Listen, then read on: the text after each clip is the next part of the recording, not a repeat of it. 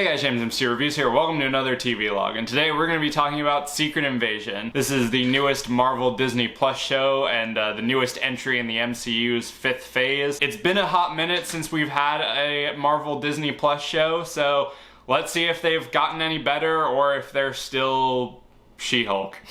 So this show centers around Nick Fury, who has come back down to Earth after he's gotten word of a Skrull invasion, as some of the Skrulls who were initially allied with the planet have sort of defected and rebelled against them and are trying to basically take the forms of different people in power, basically to destroy the world, essentially. So I did not watch this show week to week like I did for some of the other shows. I didn't really have any interest, and I also was working on other projects, so I didn't really have time, so I figured I'll just watch it, binge through it when all the episodes are out, and I'll just do my review after that.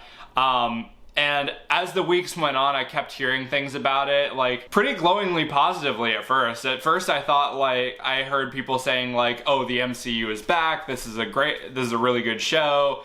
And then I heard other people saying it's really lame and it's boring and nothing happens. Apparently it's the lowest rated MCU Disney Plus show that they've ever made, just because the fatigue is set in so hard that no one was watching it, or the people that were watching it fell off of it. But yeah, I wanted to go in with an open mind. I wanted to give it the benefit of the doubt, and I just wanted to watch it, because this was one of the ones that I was like mildly interested in. And after watching it,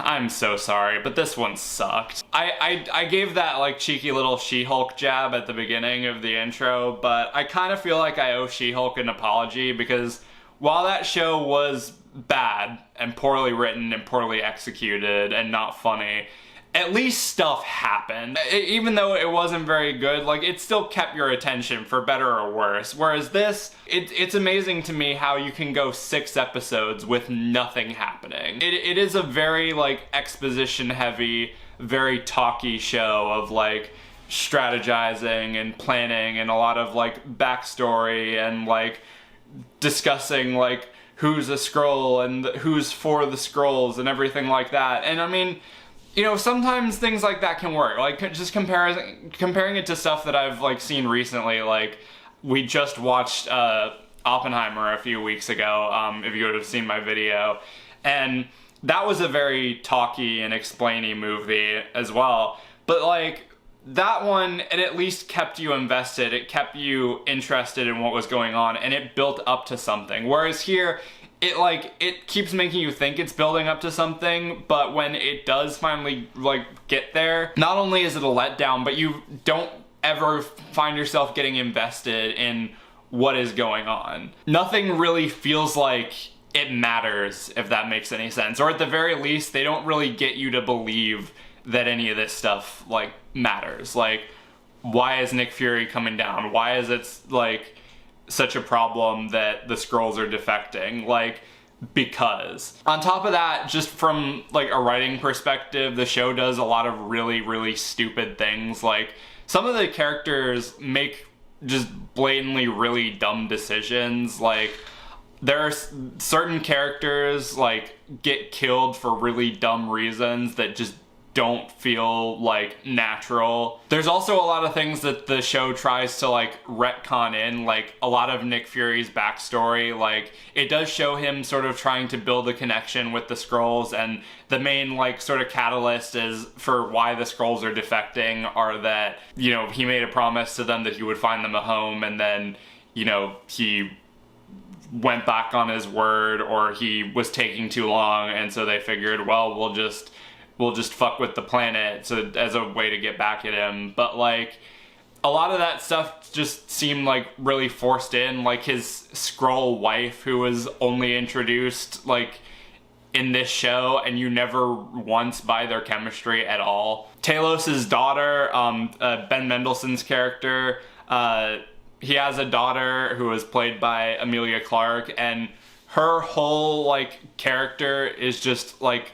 confusing. Like, she first starts off sort of on the rebel side, but then she switches over to the good guy side, but then kind of back to the rebel side. It's really like confusing and doesn't feel natural and doesn't flow very well either. A lot of characters do feel like wasted. Like Talos is one of them. Talos, like Ben Mendelsohn, doesn't really get much to do, and he's killed off like in a pretty lame fashion.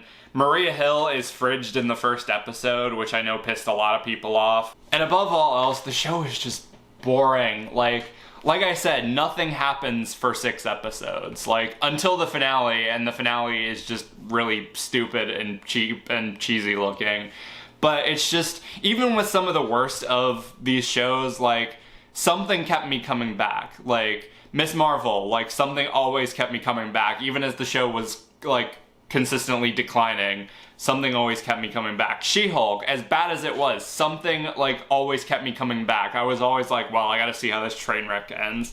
But with this, I was watching it more out of obligation because I had to do this video and talk about it. I never once felt like, oh, well, I gotta see how this ends. I gotta see where this is all building to, because I just didn't care. And that's kind of where I'm at with the Disney Plus shows and just Marvel to an extent in general. Like, I'm still gonna watch like all the stuff that they put out. Like, I'm curious about the Marvels, I'm curious about all the movies that they've got coming out and the shows and everything, but it's gonna take a lot for me to get like really invested and impressed again. Like, Guardians 3 was the closest thing to like actual excitement that I have felt from Marvel in a while.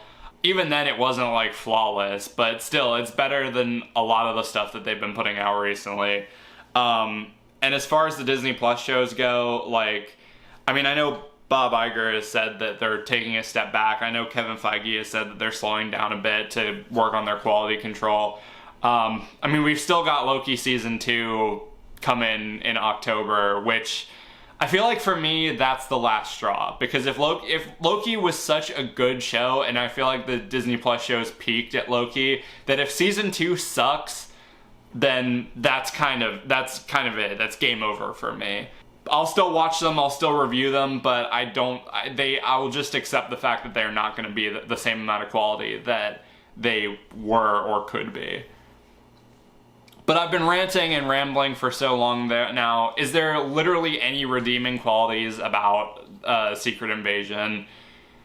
I mean, the acting, like, all the actors involved do pretty well. I mean, Sam Jackson is Sam Jackson. Like, he's great in everything.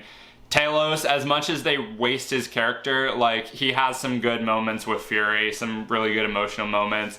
I think probably the standout for me was Kingsley Ben-Adir as the leader of sort of the Rebel Skrull group. Like, he did get kind of like corny in some areas, but he did have a lot of really good moments and a lot of really good lines, so I'd like to see him in other stuff. But other than that, this was just kind of a chore to sit through. I really didn't like it. It was like I said at the start, I'd rather, say what you will about She-Hulk, but I'd rather have just a batshit insane like train wreck that's entertaining to watch, as opposed to just a boring nothing show where nothing happens. Yeah, this one I'd probably give it a 2 out of 5 if I was being very, very generous. And that does it for this video. Let me know in the comments what you thought of Secret Invasion. If you watched it, did you watch it? Did you watch it as it was coming out, or did you wait for it all to be released? What did you think, and what do you think the future holds for Marvel and for Disney Plus? Let me know all that stuff down below. Be sure to like, subscribe, ring the notification bell so you can stay up to date on when I'm posting. Follow me on all my social media, subscribe to my main channel. Everything you need to know will be in the description. Thank you guys for watching, and hopefully the next time I do a TV log, I'll be able to cover an actually good show. God damn it.